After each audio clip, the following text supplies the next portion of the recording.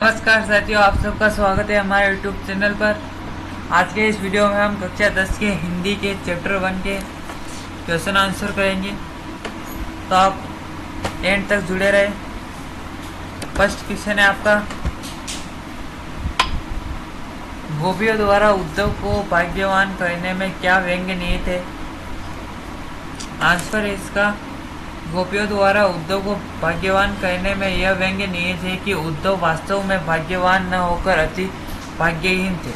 वे कृष्ण के सानिध्य में रहते हुए भी वे कृष्ण के प्रेम से स्वार्थ मुक्त रही थे। सेकंड क्वेश्चन है आपका, उद्धव के व्यवहार की तुलना किस किस से की गई है?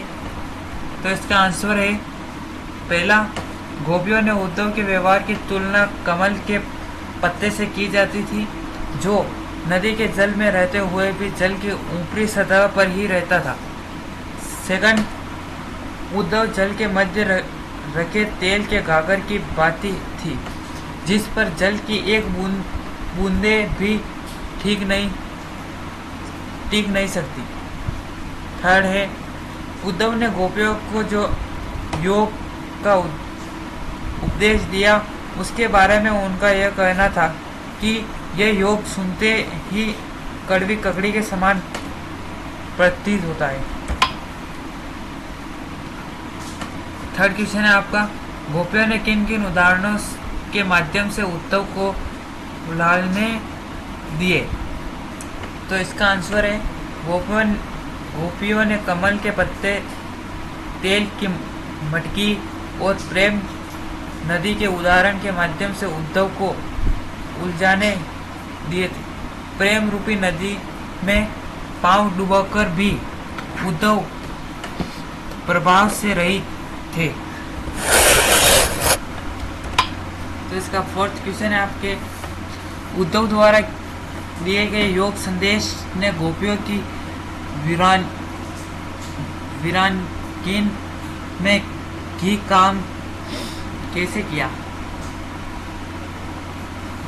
तो इसका आंसर है, गोपियां कृष्ण के आगमन की आशा में दिन गिनती जा रही हैं। वे अपने तन मन की व्यथा को चुपचाप सहती हुई कृष्ण के प्रेम रस में डूबी हुई है। वे इसी इंतजार में बैठी है कि श्री कृष्ण उनके विरह को समझेंगे, परंतु यह सब उल्टा होता था। कृष्ण को न तो उनकी पीड़ा का ज्ञान था और न ही उनके विरह के दुख का था। तो इसका भाषा क्वेश्चन है, मर्यादा न रही के माध्यम से कौन सी मर्यादा न रहने की बात की जा रही है? पांचवें क्वेश्चन का आंसर है, मर्यादा न रही के माध्यम से प्रेम की मर्यादा न रहने की बात की जाती थी। कृष्ण के मथुरा चले जाने पर शांत भाव से कृष्ण के लौटने की प्रतीक्षा करते हुए थे। वह चुप्पी लगाने अपनी मर्यादाओं में लिपटी हुई इस योग के सहन करते हैं, क्योंकि वे कृष्ण से प्रेम करते थे। तो इसका छठा क्वेश्चन है, कृष्ण के प्रति अपने अनन्य प्रेम को गोपियों ने किस प्रकार अभिव्यक्त किया? गोपियां श्री कृष्ण के प्रेम में रात दिन सोते जागते सिर्फ श्री कृष्ण का नाम ही रटती रहती थी। कृष्ण के प्रति अपने अनन्य प्रेम को गोपियां ने चींटियों और हरील की लकड़ी के उदाहरण द्वारा व्यक्त किया था। उन्होंने स्वयं की तुलना चींटियों से और श्री कृष्ण की तुलना घुड़ से की थी। वह उन्हें किसी भी दशा में नहीं छोड़ता था। सातवां क्वेश्चन है आपका, गोपियों ने उद्धव से योग की शिक्षा कैसे लोगों को देने की बात कही है? तो इसका आंसर है, उद्धव ने अपने योग के संदेश में मन की एकाग्रता का उपदेश देते थे। गोपियों के अनुसार योग की शिक्षा उन्हीं लोगों को देनी चाहिए जिनकी इंद्रियों व मन उनके बस में नहीं होते, जिनका मन चंचल थे और इधर उधर भटकता था। तो आपका 8वां क्वेश्चन है, प्रस्तुत पदों के आधार पर गोपिया का योग साधना के प्रति दृष्टिकोण स्पष्ट करें।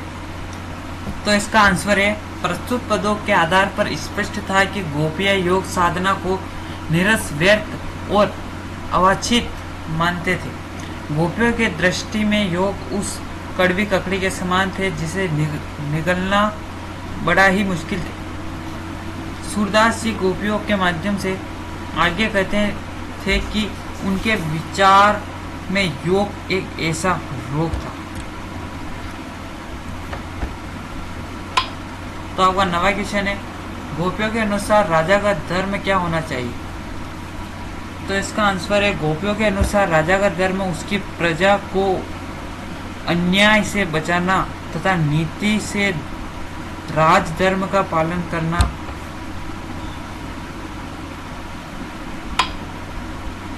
10वां क्वेश्चन है आपका, गोपियों को कृष्ण में ऐसे कौन से परिवर्तन दिखाई दिए जिनके कारण वे अपना मन वापस पा लेने की बात कहती है। तो इसका आंसर है, गोपियों को लगता था कि कृष्ण द्वारा जाकर राजनीति के विद्वान होते थे। उनके अनुसार श्री कृष्ण पहले से ही चतुर थे, अब तो ग्रंथों को पढ़कर उन्हीं बुद्धि पहले से भी अधिक चतुर थी। अब कृष्ण राजा बनकर चलने लगते थे। छत कपट उनके स्वभाव के अंग बन गया था। तो आपका 11वां क्वेश्चन है, गोपियों ने अपने वाक्य चातुर्य के आधार पर ज्ञानी उद्धव को परास्त कर दी। उनके वाक्य चातुर्य की विशेषता लिखी है। गोपियां वाक्य चातुर्य थे, वे बात बनाने के में किसी को भी परास्त कर देते थे। गोपियां उद्धव को अपने उपलाभ के द्वारा चुप करा देते थे। गोपियों में व्यंग्य करने की क्षमता थी।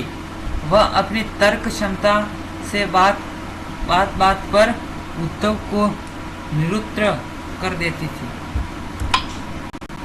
आपका 12वां क्वेश्चन है, संकलित पदों को ध्यान में रखते हुए सूर के ब्रह्म गीत की मुख्य विशेषताएं बताएं। तो आपको ब्रह्म गीत की मुख्य विशेषताएं बतानी है। पहली विशेषता है, ब्रह्म गीत एक भाव प्रधान गीत काव्य थे। दूसरा है, इसमें उदात्त भावनाओं का मनोवैज्ञानिक चित्रण था। तीसरा है, ब्रह्म गीत में उपालब्ध की प्रधानता थी। चौथा है, ब्रह्म गीत में सूरदास ने विरह के समस्त भावों की स्वाभाविक एवं मार्मिक व्यंजना थी। तो आपके क्वेश्चन यही समाप्त होते हैं।